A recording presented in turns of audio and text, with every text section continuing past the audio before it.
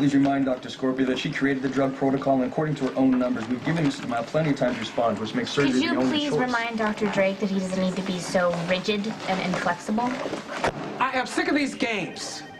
You can work out your differences in front of the advisory board or in a supply closet. I don't care, but get over yourselves and work it out.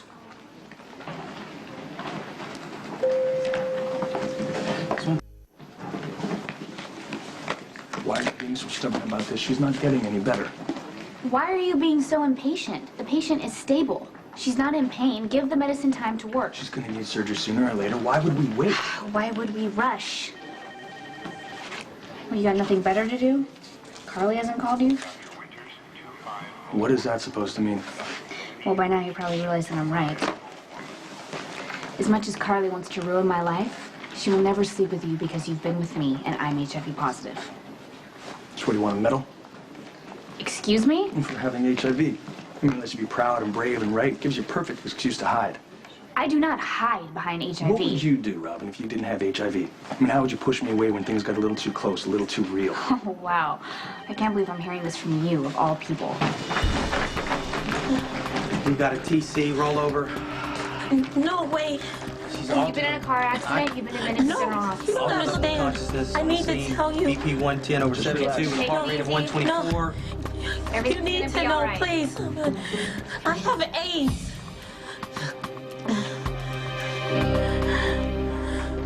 The patient has acute head injury. I don't want to operate as soon as possible to relieve pressure. I'd like you to consult.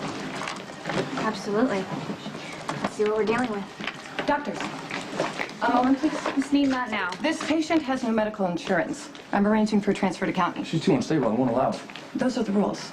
And we are the doctors. Epiphany, could you please page the anesthesiologist on call? I just did. He's on his way. Perhaps I haven't made myself clear. This patient will not be admitted because she has no insurance and a pre-existing medical condition which limits her life expectancy. Are you saying you won't admit this woman to General Hospital because she has AIDS?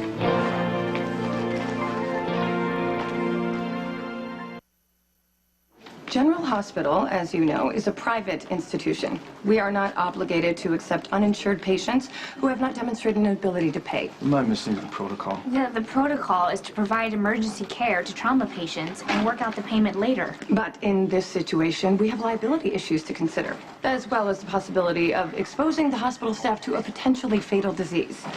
Right, that's why we take precautions. She also presents a substantial risk to the other patients. April's not going to be mixing any bodily fluids with anyone anytime soon. Nurse Johnson, please arrange for a transfer to county. Miss Sneed, have you happened to notice that very large building on the other side of the quad? The Stone Cates Memorial AIDS Wing? That facility provides outpatient services, not critical care. This April Gilbert has end-stage AIDS, which has gone untreated for some time, probably due to lifestyle choices. Or due to the fact that she can't afford to go to the doctor. And about the lifestyle choices, if you're implying that she deserves We what she's all got, I guarantee make choices, Dr. Drake. OR2. If you do that, I'll have both your Get her jobs. out of here now. You and that nurse have already commandeered a patient for surgery against a court order. That's what we call saving lives here at the hospital. Yeah, well, you know what? There is no life to save. She's terminal.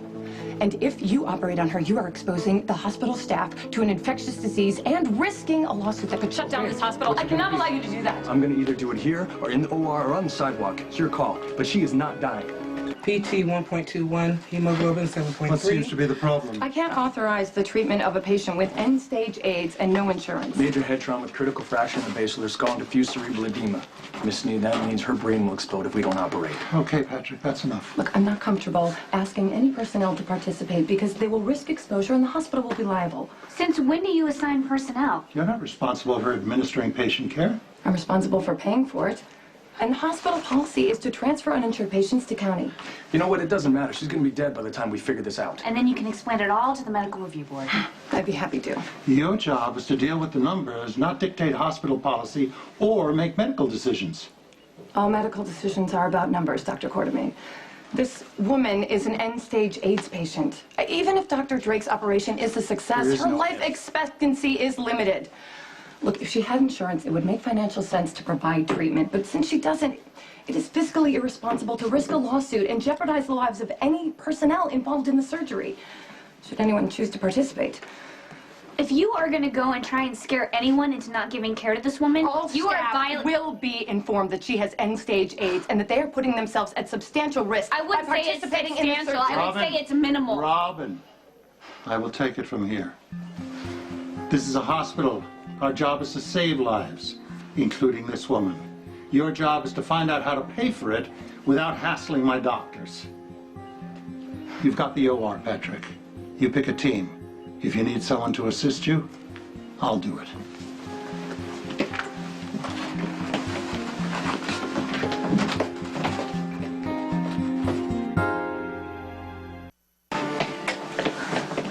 Surprised I went back Miss Sneed down.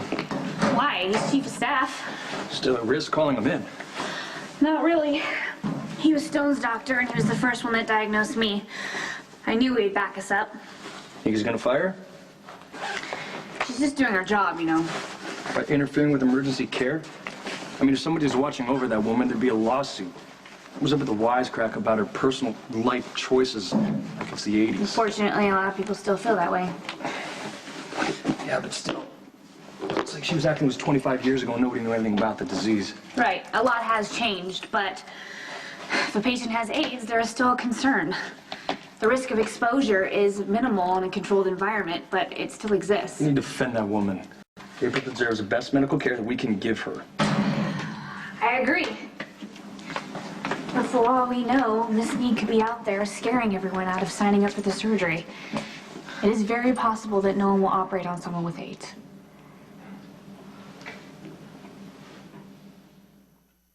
You really think we'll have trouble finding a surgical team because she has AIDS? People surprise you. The ones that you think will be okay aren't. The ones that you think would run, stand up and deliver. Okay. Well, if we have to do it, we'll do it alone.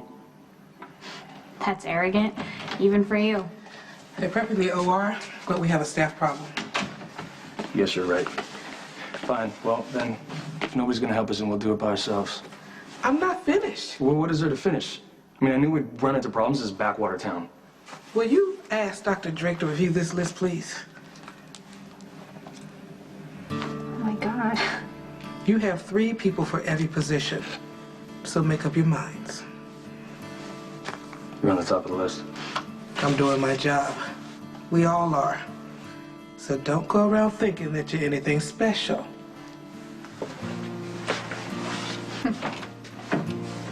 You ready? She's wrong. About what? You might be a little special. On a good day.